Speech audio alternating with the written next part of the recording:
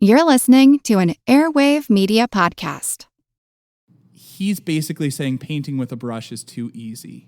And for the rest of us, it's not. And I kind of feel like it's just rubbing our noses in it, you know? We all get it. You're better than us. Yeah, for sure. But feel like who art Ed? Try to slice it. Who art Ed? Mr. Wood art Ed me. Either way, it's ambiguous. It works on so many levels. I know. That's off to a great start. Thank you for joining me. oh well, thank you for having me. Pleasantries aside. Let's see. Should I do more of an intro for you? Today, I am joined by Chuck Hoff, the art teacher at Mill Street, who was actually my mentor first year in the district. Oh well, that's because I'm old. But you really did help me out, so thank you very much, and I appreciate that you're still helping me 10 years later. So today, we're going to be talking about Chuck Close, who I know you're quite the big fan of. We'll be talking about him in 3 segments. First, in situ, where we'll talk about the context in which his work is created. Second, will be in gallery, where we'll look more closely at one piece. And third, will be in studio, where we'll just share our takeaways. Now for our in situ segment. It just gives us some context. It's about the artist and where this came from. Where this all came from. Just for clarity, in this episode, we talk about Chuck Close's physical limitations and refer to him being paralyzed. And it is worth knowing he is not completely paralyzed. Chuck Close suffered from a spinal artery collapse in 1988, which did leave him partially paralyzed.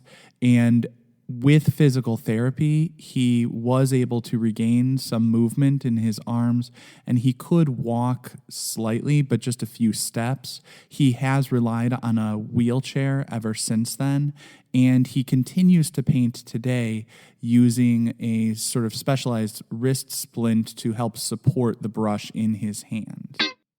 Chuck Close, context. He was born July 1940.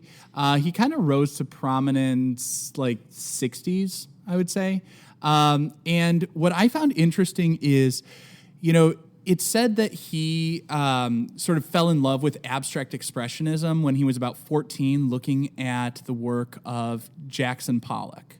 And he went to Yale. He was big in that Abex scene. Because what I always think of Yale as a lot of Abex painters came out of there. Yeah, for sure. And now you're getting me thinking about, you grow up thinking about abstract, and you grow up the freedom of it, and you end up, a complete structured artist. Well, I find it interesting also just thinking about he's photorealistic, which is in so many ways sort of antithetical to abstract expressionism. That was so much about the individual artist and his or her mark making and the expression of their sort of innermost feelings laid out on the canvas. And it's very sort of raw and expository, or exposing them and their feelings. Then I think of later, the second half of the 20th century, I think of a lot of pop art and commercial imagery and repetition and mass media, as well as op art, which focused on optics and the way we perceive things and the way that an artist could sort of play with and illusions on the canvas. And what I see in a lot of Chuck Close's work is he sort of melds those 3 influences in a lot of ways. He's using a photographic reference, and often Polaroids, which have that sort of iconic pop culture resonance to them, and these very close cropped faces that seem very candid. There was some evolution there, but I find that pretty interesting. He was, if I recall correctly, experimenting a lot with different materials. I think I've seen he used a razor, he used an eraser at the end of a drill and stuff like that, everything but a brush to apply the paint. Which I couldn't help but think that he was getting, that influence from his original.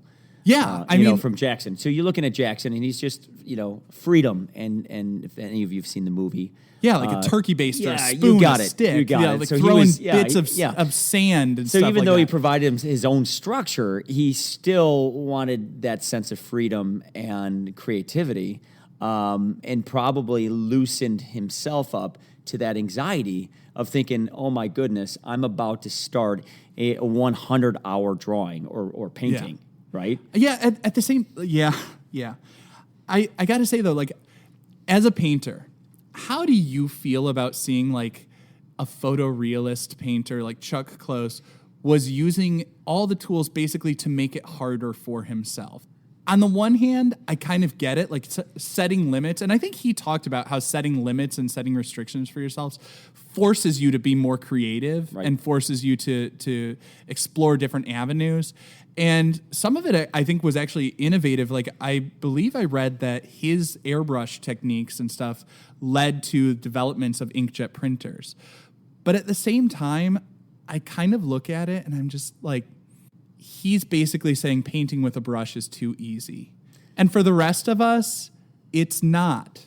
And I kind of like feel like it's just rubbing our noses in it, you know? Like, Well, you know, like we all get it. You're better than us. Yeah, for sure. But then I also think about the application piece, right? Yeah. Going somewhere you've never been before. And so when we're super, explicit about how we're painting with the paintbrush and being mindful that, some of our kindergarten and first graders, they don't have that kind of control.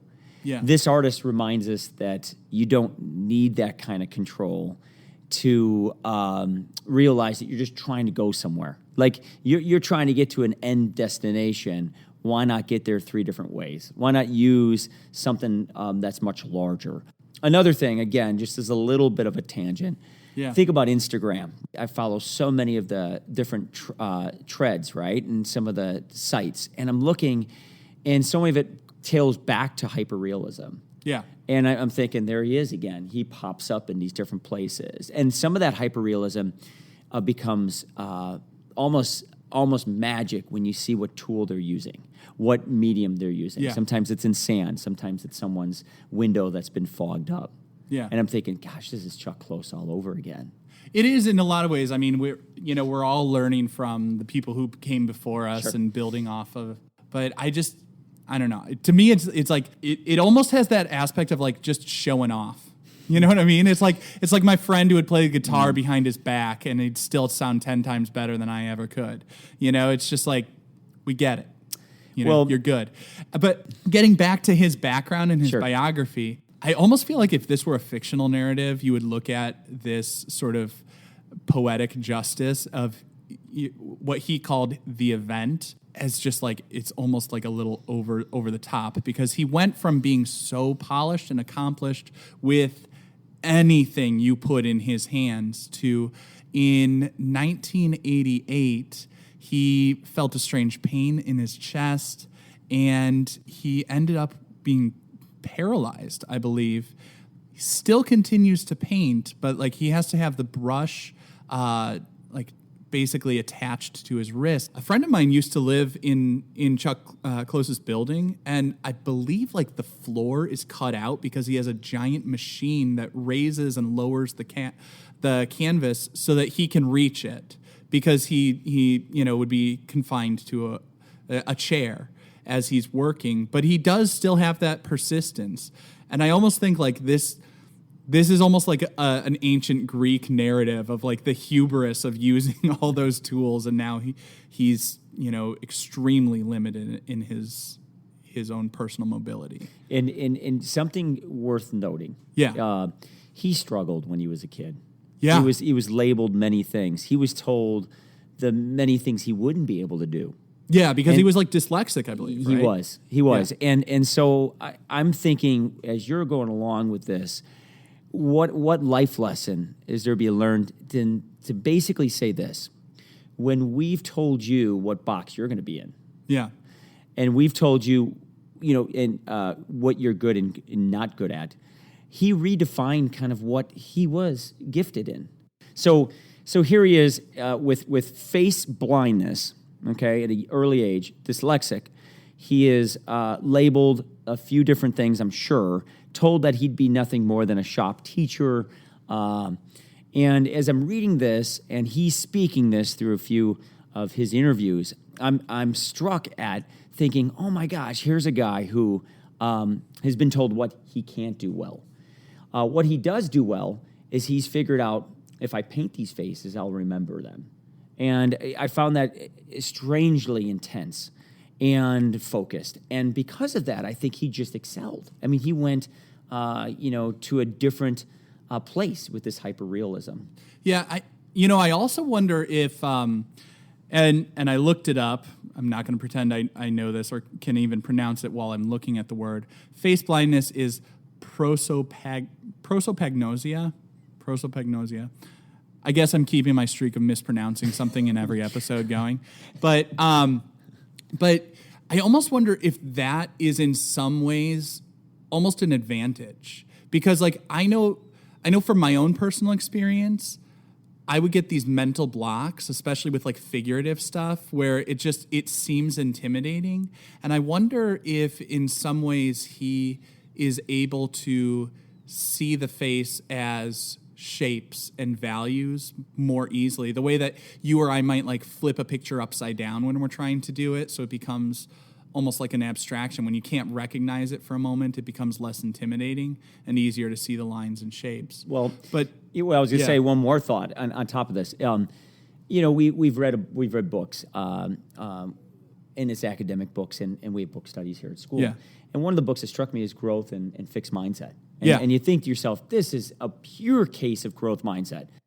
He never took an excuse to quit. He didn't take paralysis as a reason to quit. And even when he felt like he was sort of at the height of his abilities, he did things to make it more challenging for himself, which, like I say, on one hand, I find frustrating to watch, but on the other hand, like I respect someone who's always looking to break new ground and push themselves and challenge themselves. And one of the things that struck me, a quote of his, he says, inspiration is for amateurs. He goes, the rest of us just come to work every day.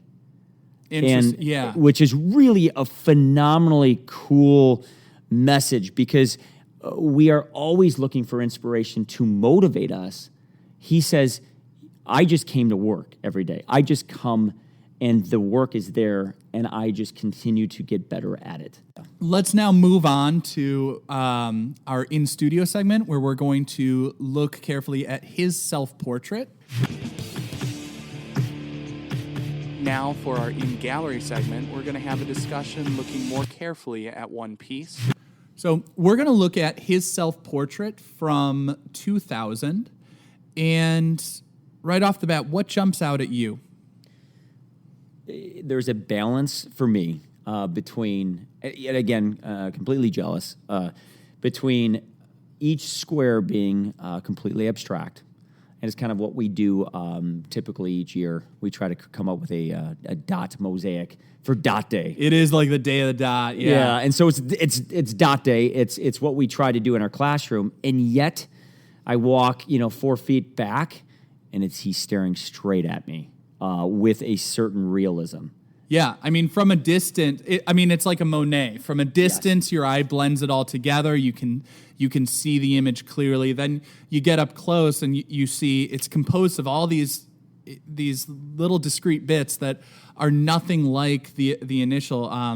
It's almost like Kandinsky, where the concentric circles I've seen in some of his paintings, and there's this weird tension between like, you can see the grid so precisely, like pixels, and yet within each grid square, the circles, I don't even want to say circles, because they're not perfect circles. They're not they're rounded organic shapes of concentric rings.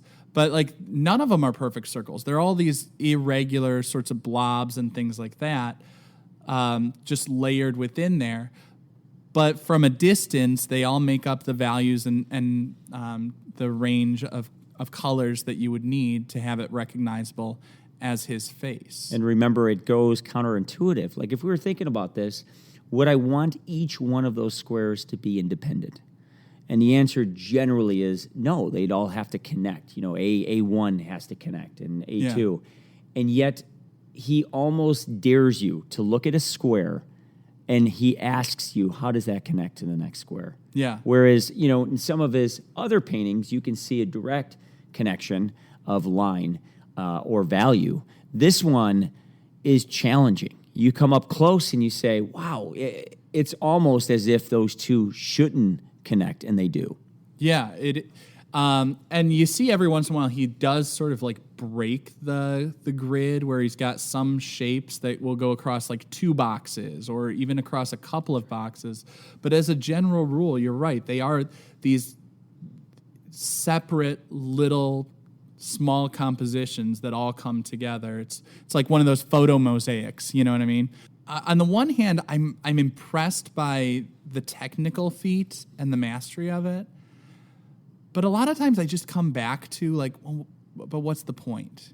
What is the point of this beyond just him showing what he can do? Like, we get it. He's good, you know?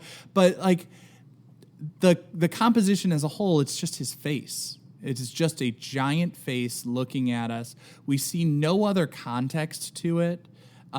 We see a little bit of his expression. Honestly, he doesn't look that friendly in it.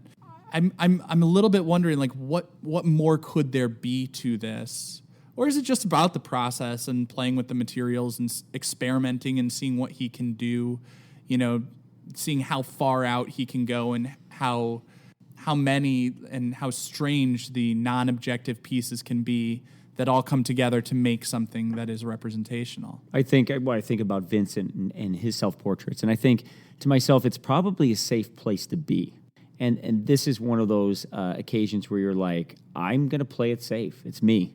Yeah. And I'm going to go on maybe my legacy or my you know, the fact that I've built my name a certain way and this will sell. I'm going to have some fun experimenting with it because there's a lot of time invested in a self-portrait. Maybe it's a jumping off point. You know, maybe it ended up being a way to market, you know, this to other commissions that he did in the future. What do you think of it? I love it, of course. I love it because I spent the whole summer doing some pen and ink. Yeah. And it appealed me to do some of the older people with the wrinkles because that was more challenging. And so I stayed 60s on up. And, you know, after doing that, I have an appreciation for staying, for kind of dabbling between the abstract and real. Yeah. So I look at this and I'm like, he pulled it off fearlessly and in a way that spent so many hours making all those squares independent but somehow linked it together. I love it. I absolutely love it. I'm impressed with it. I can see the process. I always enjoy seeing the process in the work. I can see the grid. I can see the discrete bits that he put together. There's something about it that I just find really sort of off-putting at the same time. I think it's just, it leaves me wanting more. I like, because I just see like the whole point of this I see is just like, well, look what I can do. Yeah. And I already knew he could do a lot. Right. So that would be a thumbs down? Yeah. Okay. Yeah, I got to say. Yeah. I like to end this segment by just asking, like, where would you put this? Where do you think this belongs? If you could take it, like, out of the museums, where should this go? This is an easy one for me. I would put it in the teacher's lounge or in the cafeteria of the you know, of where the students are sitting, whether that be your NPR room or your gym. But you know, somewhere where it's just reminding kids to do the right thing. Because there's this giant face staring you down. Yes, yeah, it's looming. Little Mona Lisa effect. I literally, I think the eyes are following me everywhere, and it's also just to remind you, hey, you know, be nice to your lunch ladies. Make sure you clean up your table. It does seem menacing. Yes, he does. Yes, yeah. There is like a little bit of like darkness to his glare. So that's where I would put it, you know, personally in an academic setting. Okay. I'd put it in a book, shut it, and leave it on a shelf. Oh my goodness! It's worth seeing. Sure, it's worth seeing when you're trying to learn some techniques and explore some. It's a reference material to me. And I do understand where you're coming from. I think I made reference to this earlier. Was this a jumping off piece? And now for our in-studio segment. Think about what strategies are working. Take it. Good Make artists it your own. copy. Great artists steal. Just go ahead, steal this art. Make it your own. These are the takeaways. This is what you can apply to your own work. So real easy for me. We do a sequence of lessons in my first trimester, and a lot of observational art. Yeah. And the main structure of it is I use the grid system, And so when I do the grid system, I expect my students to do, 4, 5, 6 hour drawing, 4 hours studio time.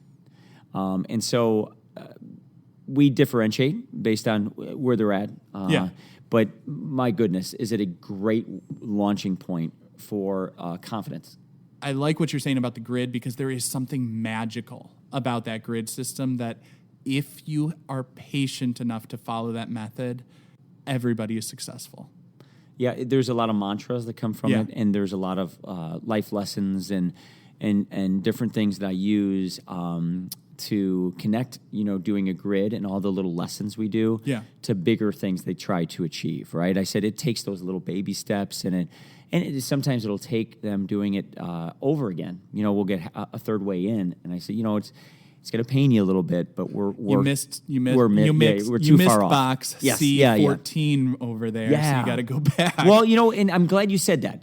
That's the type of dialogue I like to have with students, not the can you help me do this over, but rather I have a specific problem. I'm having a problem with C14. Yeah. And then I'm like, let's start there. Yeah. And how are you seeing this and how am I seeing it? I tend to find that so liberating because it's so independent and I can push them back to their seats. I also find students help other students much quicker that way because they start identifying and problem solving much quicker. Yeah. They have the tools. Yeah. Yeah. So I guess one of my biggest takeaways, piggybacking off what you're saying, using that grid method, one thing I would always point out to people who want to use a grid and want to get accurate results, it can be very helpful if you take a piece of scrap paper and mask off and cover up everything except for the one portion of the picture that you're looking at, because that helps you to see just the lines and shapes in isolation. Because the idea is when you look at a photograph, seeing all of it together becomes overwhelming, and it's almost like, you don't know where to start. But when you break it down into smaller, more manageable chunks, you can see it and you can do it. And some students will even subdivide their little grid spaces and stuff like that. But one of the biggest things I've found helpful is to put a piece of scrap paper over all the parts of the picture I'm not specifically drawing at that moment so I can see it in isolation. My only other really big takeaway from Chuck Close is just the persistence. He never let anything stop him, whether it was his academic struggles early in his education. He ended up at Yale. When he was successful as a painter, as a photorealistic painter, he experimented, tried different tools. He said, I've mastered these. I need to push myself into something else. And when he had health problems that really limited him and nobody would blame him for quitting, he said, no, I still am going to go to work every day. And he found a way to make it work, to get beyond those limitations that he had. And I think that is something we should all learn from. Art is a skill.